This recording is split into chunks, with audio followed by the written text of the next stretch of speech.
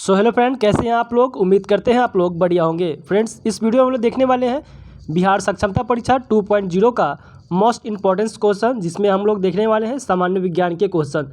इस वीडियो के माध्यम से हम लोग पूरे सामान्य विज्ञान के ऐसे क्वेश्चन कवर करेंगे जो आपके सक्षमता परीक्षा 1 में पूछे गए हैं और जो आपके संभावित सक्षमता परीक्षा 2 में आपको जो पूछे जाएंगे। सारे क्वेश्चन को हम लोग उसी माध्यम को हम लोग टारगेट लेकर हम लोग तैयारी किए हैं इस PDF के माध्यम से। तो चलिए वीडियो को शुरू कर लेते हैं। साथ ही साथ चैनल पे आप लोग नए हैं तो चैनल को भी आप लोग सब्सक्राइब कर लीजिएगा, क्योंकि आपको लगातार जो इस चैनल के माध्यम से सक्षमता परीक्षा का तैयारी कराया जा रहा है। तो चलिए, पहला क्वेश्चन आपके सामने है और पहला क्वेश्चन का आप लोग जवाब दीजिएगा। पहला क्वेश्चन कह रहा है कि निम्न में से कौन सा अस्थायी तत्व है। मैंने सबसे आपको पहले बताया था कि कौन सा हल्का तत्व है, कौन सा भारी तत्व है। ठीक है, तो अब क्वेश्चन आ गया इसमें से कि निम्न में से कौन सा सबसे आपका अस्थायी तत्व है, यानी कि परमानेंट तत्व कौन सा है, वो आपको दोस्तों बताना है। तो आपका पहला क्या हो जाएगा, हाइड्रोजन है, लोहा है, सीसा है, यूरेनियम है। तो दोस्तों यह आपका हो जाएगा ऑप्शन नंबर बी, यहाँ पे हो जाएगा, यानी कि सीसा।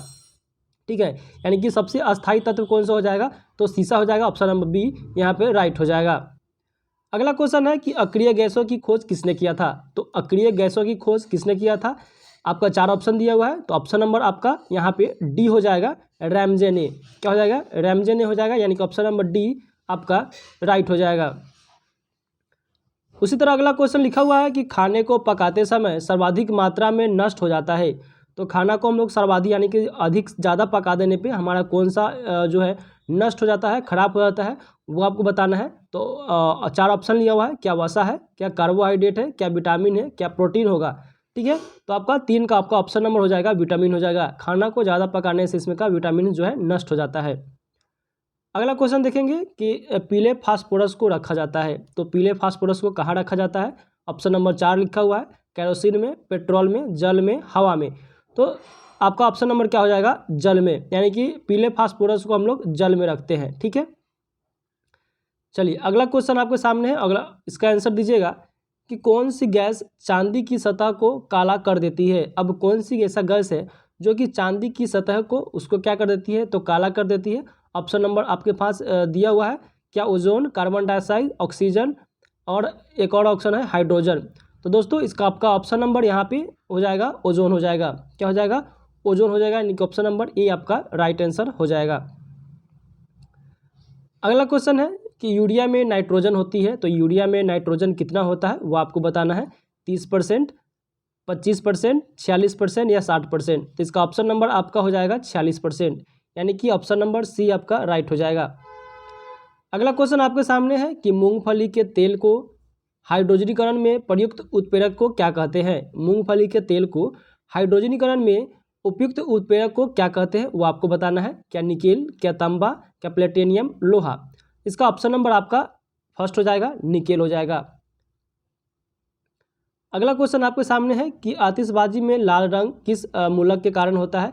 इसके पहले मैंने आपको आतिशबाजी में या हरा रंग के बारे में बताया था कि आतिशबाजी कोई भी आग लगता है या फिर कोई फटाका उड़ता है तो लाल रंग या हरा रंग किसके कारण से आपका होता है। तो इसमें आपका बेसिकली लाल रंग के बारे में पूछता है। ठीक है, कि जब आग लगता है तो लाल रंग किस कारण से आपका निकलता है। ठीक है, तो दोस्तों यह आपका हो जाएगा ऑप्शन नंबर बी हो जाएगा।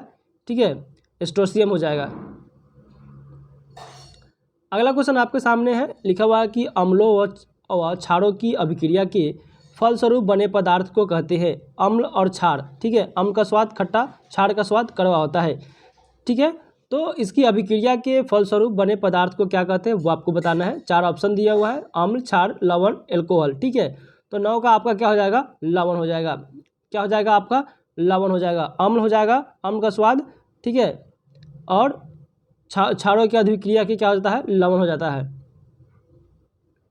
अगला है कि उदासीकरण क्रिया में क्या होता है, क्या ईस्ट बनता है, एल्कोहल बनता है, लवण एवं जल बनता है या अम्ल बनता है। तो इसका ऑप्शन नंबर यहाँ पे क्या हो जाएगा, सी हो जाएगा, यानी कि उदासीन क्रिया में आपका लवण एवं जल बनता है। ऑप्शन नंबर सी राइट हो जाएगा। अगला क्वेश्चन है कि सबसे शुद्धतम जल कौन सा है। इसके पहले वीडियोस आप लगातार अगर हमारी वीडियोस देख रहे होंगे तो आपको पता होगा कि सबसे शुद्धतम जल कौन सा होता है। मैंने जस्ट बताया था कि आपका समुद्र का जल हो जाएगा, क्या आपका नदी का हो जाएगा, क्या आपका कुएं का या फिर वर्षा का। तो अगर मेरे वीडियोस ध्यान से देखे होंगे तो आपको बताया था मैंने कि सबसे शुद्धतम जल होता है वर्षा का जल होता है। ठीक है, अगर ज़मीन पर आपका वर्षा का जल गिर जाता है तब आप उसका उपयोग करते हैं तो वो क्या होता है, शुद्ध नहीं होता है। लेकिन डायरेक्ट आप वर्षा का जल यूज़ करते हैं तो वो आपका शुद्ध हो जाता है, यानी कि शुद्धतम जल वर्षा का जल शुद्ध जल होता है। तो शुद्ध जल जो होता है वो क्या होता है वो आपको बताना है। तो दोस्तों 12 का आपका क्या हो जाएगा, अम्लीय हो जाएगा। ठीक है, 12 का आपका शुद्ध जल उदासीन होता है। ठीक है, शुद्ध जल क्या होता है, उदासीन होता है, यानी ऑप्शन नंबर आपका यहाँ पे सी हो जाएगा। ठीक है, ना अम्ल होगा, ना क्षार होगा, ना खट्टा होगा, ना कड़वा होगा। ठीक है, ये क्या होता है, उसका स्वादहीन होता है। उदासीन क्या होता है, इसका स्वादहीन होता है, इसका कोई भी स्वाद नहीं होता है। समझ रहे हैं। चलिए अगला क्वेश्चन देखेंगे कि मलेरिया परजीवी को नष्ट करने में प्रयुक्त औषधि कौन सा है। अब मलेरिया परजीवी को नष्ट यानी कि खराब करने में, हटाने में कौन सा औषधि यानी कि दवाई हमको काम करता है वो आपको बताना है। तो दोस्तों यह आपका हो जाएगा क्लोरोक्विन हो जाएगा। ऑप्शन नंबर ए आपका राइट हो जाएगा, क्लोरोक्विन हो जाएगा। ऑप्शन नंबर ए आपका राइट हो जाएगा। अगला क्वेश्चन आपके सामने है, लिखा हुआ है कि किसमें कार्बन की प्रतिशत मात्रा सबसे अधिक होती है। ठीक है, अब इसमें कौन सा ऐसा लिखा हुआ है ऑप्शन है जिसमें कार्बन की मात्रा सबसे प्रतिशत में सबसे अधिक होती है। ऑप्शन नंबर 4 दिया हुआ है, पिटवा लोहा, इस्पात या ढलवा लोहा। ठीक है, तो दोस्तों इसका आपका ऑप्शन नंबर क्या हो जाएगा, ढलवा लोहा। ऑप्शन नंबर बी आपका राइट होता है। जो ढलवा लोहा होता है, लोहा में कई प्रकार होता है, तो जो ढाल के बनता है उसमें जो है आपका क्या होता है, कार्बन की प्रतिशत क्या होता है, अधिक होता है। इसीलिए आपका ऑप्शन नंबर यहाँ पे बी राइट हो जाएगा। 15 नंबर क्वेश्चन देखते हैं। 15 का आप लोग आंसर बताइएगा। 15 नंबर क्या कर रहा है कि आदर्श गैस की, लिखा हुआ है कि आदर्श गैस की आंतरिक ऊर्जा निर्भर करती है। अब आदर्श गैस की यांत्रिक ऊर्जा जो है, आंतरिक ऊर्जा, वो किस पर निर्भर करती है। ऑप्शन नंबर 4 दिया हुआ है, वो आपको बताना है। तो आपका इस पर हो जाएगा ऑप्शन नंबर सी, ताप पर। क्या हो जाएगा, ऑप्शन नंबर सी, ताप पर। यानी कि आदर्श गैस की आंतरिक ऊर्जा जो है निर्भर करती है सीधे ताप पर करती है। अगला क्वेश्चन है कि कुकिंग गैस मिश्रण होता है। जो कुकिंग गैस होता है आपका, जो सिलेंडर हुआ ये, ठीक है, तो यह जो है आपका किसका मिश्रण होता है वो आपको बताना है। इसमें क्या चीज़ कैसी मिला हुआ है। तो आपका ऑप्शन 4 दिया हुआ है, चारों में आपको बताना है। तो आपका ऑप्शन नंबर क्या हो जाएगा, डी हो जाएगा, यानी कि ब्यूटेन एवं प्रोपेन होता है। जो एलपीजी वाला गैस होता है, कुकिंग गैस उसको बोलते हैं एलपीजी। ठीक है, तो उसमें ब्यूटेन और प्रोपेन का मिश्रण होता है, यानी कि ऑप्शन नंबर डी राइट हो जाएगा। अगला क्वेश्चन देखते हैं कि सबसे कठोर पदार्थ कौन सा है। तो बहुत आसान क्वेश्चन है, इसको वीवीआई लगा लीजिएगा। यह क्वेश्चन आपको पूछा हुआ सक्षमता में है कि सबसे कठोर पदार्थ कौन सा है। तो 17 का आपका डायरेक्ट हीरा हो जाएगा, यानी कि सबसे कठोर पदार्थ वो हो जाएगा आपका हीरा हो जाएगा।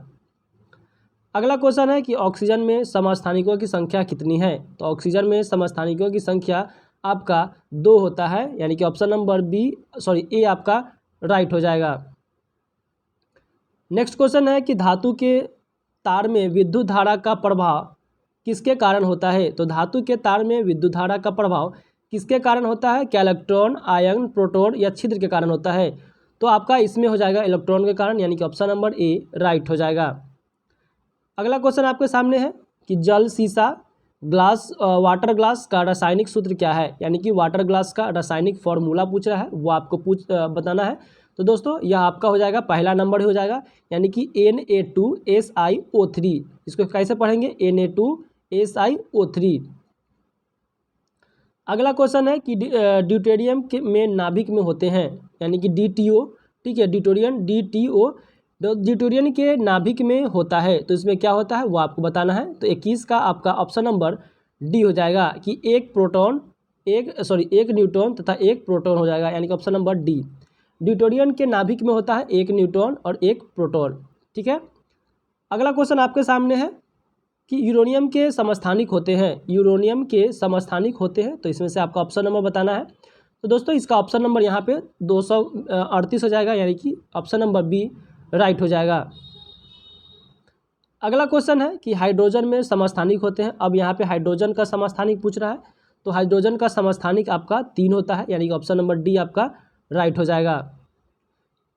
अगला क्वेश्चन है कि अनिश्चितता के सिद्धांत का प्रतिपादन किसने किया था। अब अनिश्चितता का सिद्धांत का प्रतिपादन कौन महोदय ने किया था वो आपको बताना है। आइंस्टीन का साइंटिस्ट का नाम बताना है।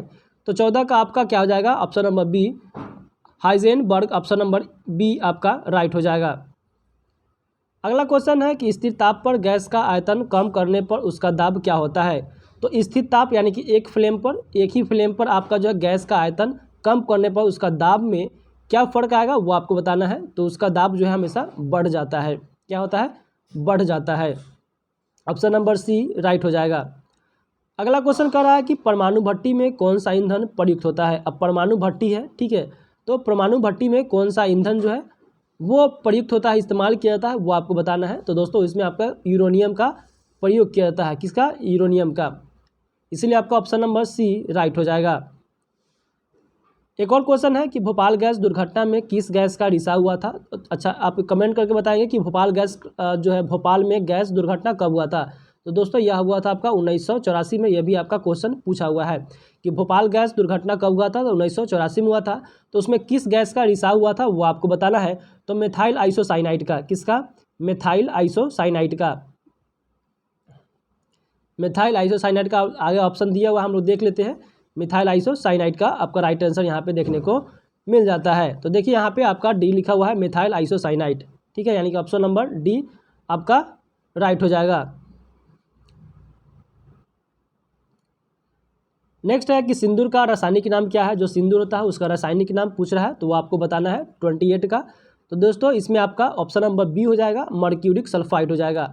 सिंदूर का रासायनिक नाम मर्क्यूरिक सल्फाइड हो जाएगा। ऑप्शन नंबर बी राइट हो जाएगा। अगला क्वेश्चन है कि रेडियो कार्बन डेटिंग में किसका निर्धारण होता है। तो रेडियो कार्बन डेटिंग में किसका निर्धारण होता है वो आपको बताना है। तो जीवाश्म की आयु का। किसमें? जीवाश्मों की आयु का, ठीक है। जो जीवाश्म की आयु का पता, आपको ऐसे भी क्वेश्चन पूछेगा कि जीवाश्मों की आयु को पता लगाने के लिए किसका निर्धारण होता है। तो कार्बन डेटिंग प्रक्रिया का, ठीक है, रेडियो कार्बन डेटिंग पद्धति का या फिर प्रक्रिया का। अगला क्वेश्चन है कि सूर्य की किरणों को कौन सा भाग सोलर कुकर को गर्म करता है। अब सूर्य की किरणें के किरण जो होता है उसका कौन सा भाग जो है सोलर कुकर को गर्म करता है वो आपको बताना है। 30 नंबर। तो यह आपका इंफ्रारेड किरणें हो जाएगा, यानी कि ऑप्शन नंबर ए ही आपका राइट आंसर हो जाएगा, इंफ्रारेड किरणें। अगला क्वेश्चन है, क्वेश्चन कराया हुआ है कि ताप के केल्विन स्केल में जल का क्वथनांक कितना होता है। तो यह आपका करवाया हुआ क्वेश्चन है, तो इसका हो जाएगा 373 केल्विन। कितना हो जाएगा? 373 केल्विन, यानी कि ऑप्शन नंबर सी राइट हो जाएगा। अगला क्वेश्चन कुछ आपके सामने दिया हुआ है कि निम्न में से कौन सा कठोरतम धातु है। जस्ट मैंने आपको अभी कराया था, थोड़ा क्वेश्चन ट्विस्ट कर दिया है। वहाँ पे कठोर लिखा हुआ था, यहाँ पे कठोरतम कर दिया है, ठीक है। और इसमें धातु पूछ रहा है, ठीक है, उसमें तत्व था, इसमें धातु पूछ रहा है। तो दोस्तों इसमें आपका ऑप्शन नंबर क्या हो जाएगा? प्लेटिनम हो जाएगा। ऑप्शन नंबर सी राइट हो जाएगा, ठीक है। क्या हो जाएगा? Platinum. Option number C right हो जाएगा। अगला क्वेश्चन देखेंगे, कह रहा है कि निम्न हैलोजनों में सबसे अधिक अभिक्रियाशील क्या है। तो सबसे अभिक्रियाशील कौन सा है जो हैलोजनों में प्रयोग किया जाता है वो आपको बताना है। तो 33 का आपका क्या हो जाएगा? आपका फ्लोरीन हो जाएगा। ऑप्शन नंबर ए ही आपका राइट आंसर देखने को मिल जाता है। अगला क्वेश्चन है कि बॉक्साइट का रासायनिक नाम क्या है। तो बॉक्साइट का रासायनिक नाम पूछ रहा है, वो आपको बताना है। तो दोस्तों ये आपका ऑप्शन नंबर यहाँ पे देख रहे होंगे डी, ठीक है, वही आपका राइट आंसर देखने को आपका राइट आंसर हो जाएगा, हाइड्रेटेड एल्युमिनियम ऑक्साइड, ठीक है, हाइड्रेटेड एल्युमिनियम ऑक्साइड आपका राइट आंसर देखने को मिल जाता है। अच्छा, एक और क्वेश्चन है कि मोनाजाइट किसका अयस्क है। तो मोनाजाइट बहुत सिंपल क्वेश्चन है। तो मोनाजाइट आपका थोरियम का अयस्क होता है। किसका? मोनाजाइट थोरियम का अयस्क होता है। अगला क्वेश्चन है कि कौन सी अधातु, यहाँ पे देखिएगा धातु नहीं लिखा हुआ है, अधातु लिखा हुआ है। तो कौन सा अधातु कमरे के तापमान पर द्रव अवस्था में पाई जाती है। तो वह कौन सी अवस्था में पाई जाती है वो आपको बताना है। तो दोस्तों ये आपका हो जाएगा ऑप्शन नंबर ए ब्रोमीन हो जाएगा, ठीक है, यानी कि अधातु कमरे के तापमान पर द्रव अवस्था में पाई जाने वाला जो अधातु कौन सा है वो आपका ब्रोमीन हो जाएगा। अगला क्वेश्चन है कि रेडियम प्राप्त किया जाता है। तो रेडियम कैसे प्राप्त किया जाता है वो आपको बताना है। तो रेडियम दोस्तों आपका पिच ब्लेड से प्राप्त किया जाता है, यानी कि ऑप्शन नंबर सी राइट हो जाएगा, रेडियम प्राप्त किया जाता है पिच ब्लेड से। अगला क्वेश्चन है कि निम्न में किसका प्रयोग दर्पण को चमक देने के लिए किया जाता है। दर्पण यानी कि शीशा बोल सकते हैं। तो उसमें चमक कहाँ से आता है वो आपको बताना है, कैसे वहाँ से चमक उत्पन्न होता है। तो दोस्तों इसमें सिल्वर नाइट्रेट का परत चढ़ाया जाता है। किसमें? सिल्वर नाइट्रेट का परत चढ़ाया जाता है, जिसके कारण दर्पण जो है चमक दिखाई देता है। लास्ट क्वेश्चन है कि सबसे आघात वर्णीय धातु कौन सा है। तो वो आपको बताना है। तो सबसे आघात वर्णीय धातु कौन सा है? क्या चांदी, क्या एल्युमिनियम, क्या सोडियम, क्या सोना। तो दोस्तों यह आपका फाइनली आप भी जो है इसका आंसर सोना हो जाएगा, यानी कि सबसे आघातवर्णीय जो धातु जो है वो क्या हो जाएगा, आपका सोना हो जाएगा। तो मैंने क्वेश्चन देखा 39 क्वेश्चन में आपका कितना क्वेश्चन सही हुआ है वो आप लोग कमेंट करके बताएंगे। साथ ही साथ हमारे चैनल के माध्यम से आप चैनल पे आज फर्स्ट बार जुड़े हैं तो चैनल को आप लोग सब्सक्राइब कर लेंगे और बेल आइकन के यहाँ बगल में है, बेल आइकन को आप लोग ऑन कर लेंगे।